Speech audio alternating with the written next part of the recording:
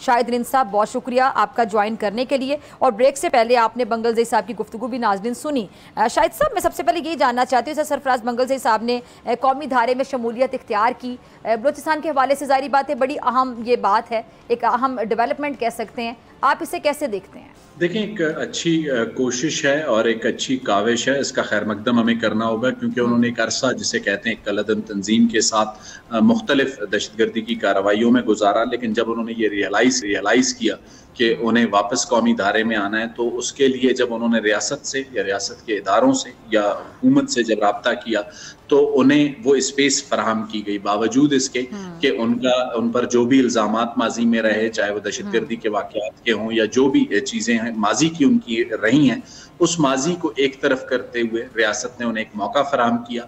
और इस मौके से लाजमी सी बात है, उनके लिए कुछ मुश्किलात अपनी जगह पे होंगी, लेकिन जहाँ तक मेरी मालूमात है, जब उन्होंने रियासत के सामने सरेंडर किया और रियासत के सामने आकर अपने आप को पेश किया, तो रियासत उनको जिस हद तक, रियासत से मेरी मुराद गवर्नमेंट ऑफ पाकिस्तान और गवर्नमेंट ऑफ बलूचिस्तान दोनों हैं, वो जिस हद तक उन्हें जिसे कहते हैं सेफ्टी, सिक्योरिटी और जो भी उनके दीगर मसाइल हैं, उनमें जहाँ तक मदद कर सकती है ज़रूर कर रही है।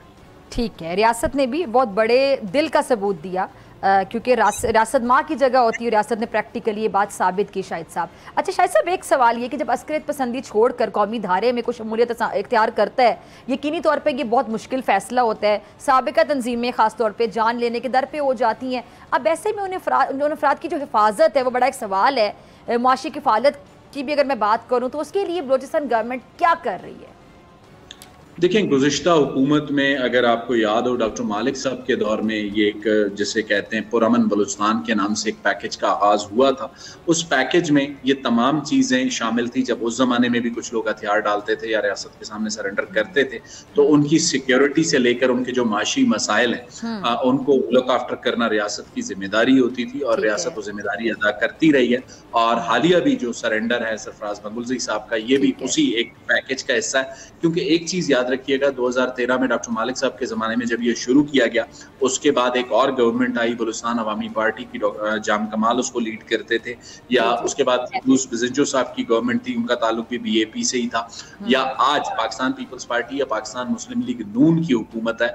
तो वो जो पॉलिसी है वो चूंकि किसी हुकूमत की पॉलिसी नहीं है, वो रियासत की पॉलिसी है, तो उसको कंटिन्यू रखा तमाम हुकूमत।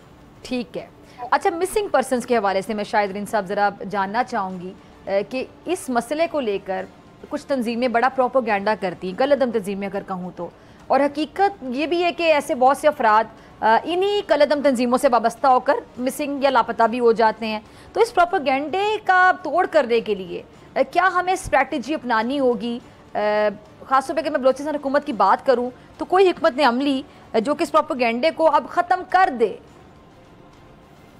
देखिए, लापता अफराद एक ऐसा मामला है, एक ऐसा सब्जेक्ट है जिस पर जो चाहे लापता अफराद की तंजीमें हों या लवाहिकीन हों, उनका अपना एक मौक़िफ़ है, रियासत का अपना एक मौक़िफ़ है। और चीफ मिनिस्टर बलूचिस्तान सरफराज भुट्टी वज़ीर आला बनने से पहले जिसे कहते हैं बतौर वज़ीर दाखिला बलूचिस्तान या वफाकी वज़ीर दाखिला जिसे कहते हैं निगरान दौर में वो थे, तो वो एक मौक़िफ़ रखते थे। लेकिन लापता अफराद का मामला एक ऐसा मामला है जिस पर पाकिस्तान पीपल्स पार्टी के चेयरमैन बिलावल भुट्टो जरदारी एक पॉलिसी स्टेटमेंट दे चुके हैं।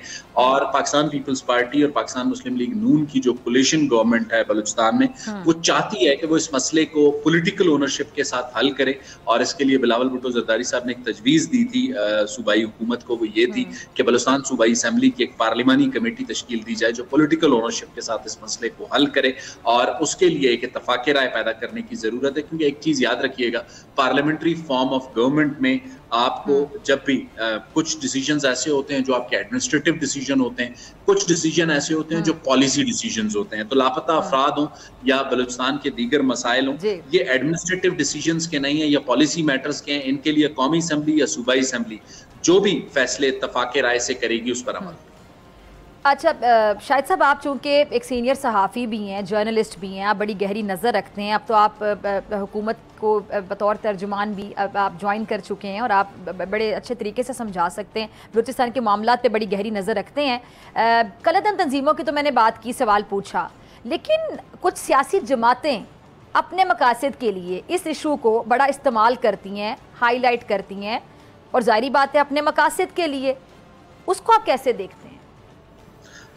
देखिए, आपने कुछ सियासी जमातों की बात की है। जब सियासी जमातों की हम बात करते हैं तो सियासी लोगों की जिम्मेदारी होती है जो भी कॉन्फ्लिक्ट हो उस कॉन्फ्लिक्ट को रिजॉल्व करने के लिए वो पॉलिटिकल ओनरशिप के साथ अपना किरदार अदा करें। चलें 2 मिनट के लिए हम कॉम्प्रेस जमातों की बात कर लेते हैं। वो बहुत ज्यादा टेकअप करती हैं इस मिसिंग पर्सन के इशू को, लेकिन उनकी जिम्मेदारी सिर्फ इस इशू को हाईलाइट करना नहीं है, उनकी जिम्मेदारी इस इशू को रिजॉल्व करना भी थी।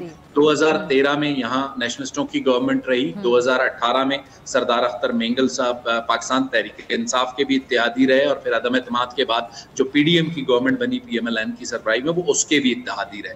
तो उसमें वो ये इशू रिजॉल्व नहीं हो सका। आज भी इस इशू से इनकार, मैंने पहले जैसे आपसे कहा कि इस इशू पर मौक़िफ़ मुख्तलिफ हो सकता है, तादाद पर जैसे कहते हैं वो डिफरेंस ऑफ ओपिनियन हो सकता है, लेकिन इशू को रिजॉल्व करना बलूचिस्तान सूबाई असेंबली, कौमी असेंबली, सेनेट, सियासी लोगों की जिम्मेदारी है।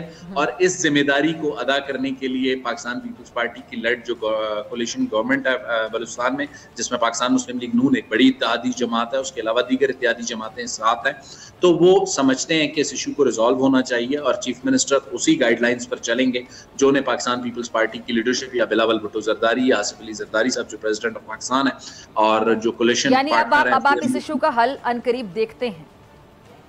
देखें, एक कोशिश जरूर की जा सकती है और एक संजीदा कोशिश की जा सकती है, और अगर एक संजीदा कोशिश में एक देरीना मसला हल होता है तो ये बलूचिस्तान के लिए एक अच्छी पेशरफ। ठीक है जी।